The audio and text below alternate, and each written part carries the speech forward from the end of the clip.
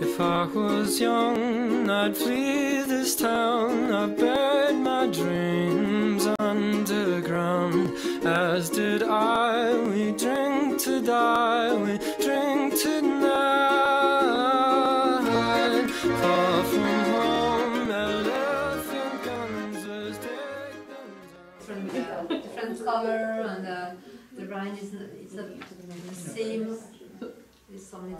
I think in terms of taste, I kind of came into it with a certain level of skepticism, because I think there's definitely a performance of taste, and you know, when you go back to the readings, it's like that taste of luxury and taste of necessity, and you know, who has the luxury to smell their food and taste their food and take another smell of their food and another taste of their food and think about the aromas and all of that. And so I found that kind of annoying and presumptuous initially when I got to the Jura.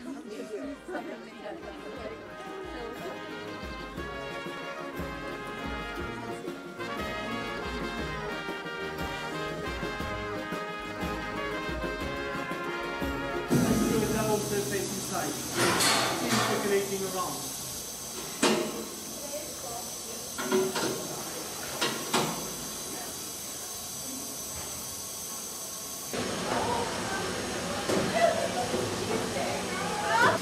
Yeah, the link. Cohesion. Okay? And then by breaking in a hand like this to check if it's welcoming into a piece of curd like this. That's very important. You could get the funny color of the whey, you could have a different aspect of the curd, and then you can taste it. Before, 50 years ago, if the Comté didn't have an opening, an eyes, it was declassified. Okay? So it's to explain to you the evolution. It's to turn. The sound, the echo. And the echo will change directly if you have a cracks into your Comté. Okay? To hear the density as well. What can you say with that one? More caramel? Yeah? Yeah. Sure. Fudge. And when you break it? As we've spent the week here and I've learned about Comté and working with Claire, I understand taste now as a way to understand terroir and what that means and the whole notion of that. For coming here, you know, I would occasionally like sniff wine or smell things. I knew a little bit about food, but I never learned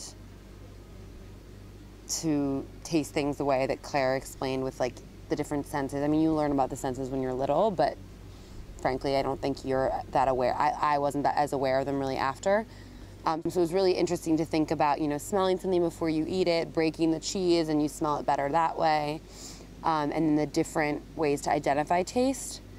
And I think, you know, when we would taste the Comté cheese or drink the wines, like I definitely struggle with identifying what it is I'm tasting, because at the end I was like, I just taste Comté. And I don't know how to explain like where that comes from or what the background is or the terroir that it would have been used in. But I think the taste wheel and the different categories really is a good way to start.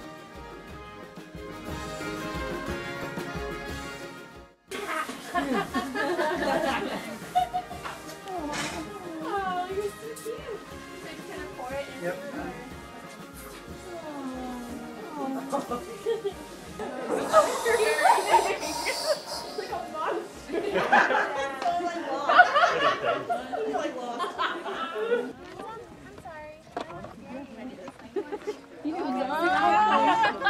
Wait for me. I don't want to get your...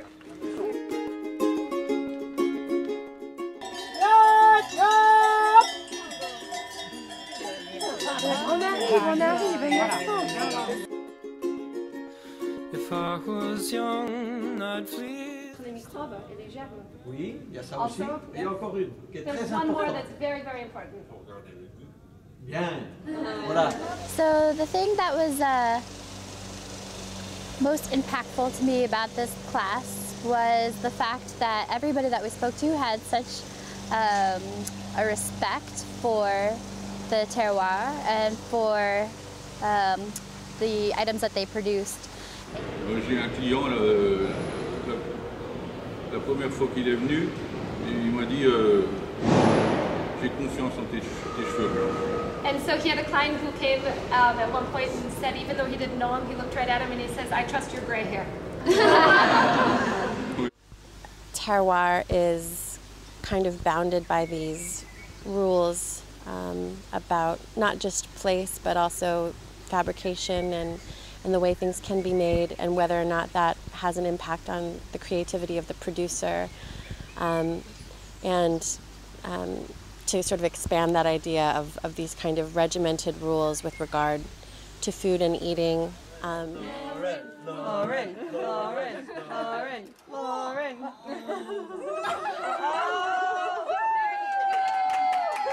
When we asked them questions about whether or not they felt restricted by the rules or whether there were fights about the rules and committees, basically everybody said no, that everybody wanted to follow the rules to preserve the Comté tradition and preserve the Comté quality, and it was something that they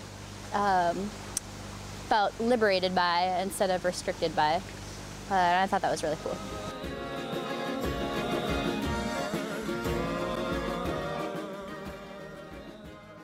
It's difficult to transmit the knowledge of the unification. You have to feel different things. You have to know your grapes, you have to know your ground.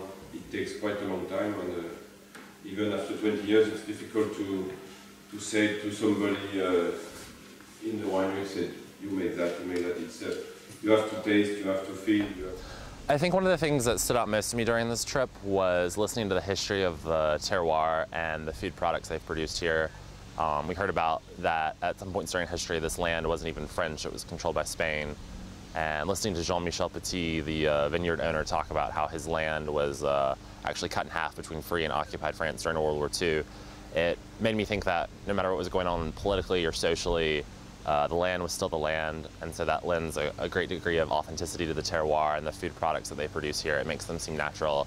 It's not the result of a marketing department or some sort of sales ploy. It's something that they are heavily invested in. It's tradition, it's heritage, and it has a great deal of meaning for them.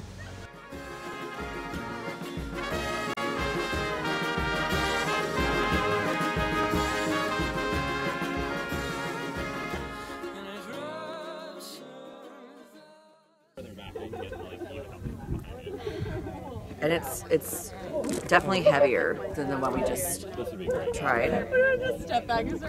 That one reminded me of the beach, like it was very clear and clarifying. And this is more woody, like earthy and oaky and.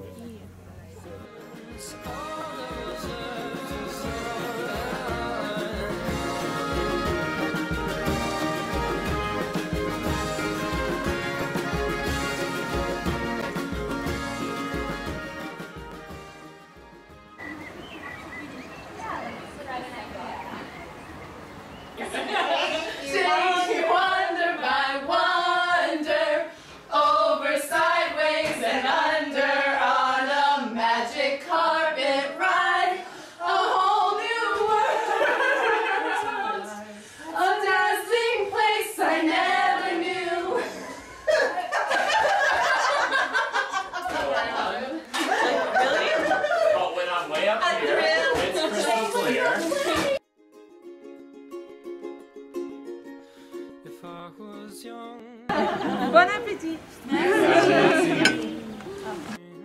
Underground, as did I. We drink to die, we drink to now. Vous avez envie, vous allez pouvoir goûter en arrivant avant l'apéritif une limonade faite avec ces fleurs. One by one, we'll lay it down. It's not been found, it's not around. I think here it seems like people are, obviously they're much closer to the means of production, they feel much more of a connection to it, and there's been this long history of production here that they feel very proud of and feel like they need to maintain.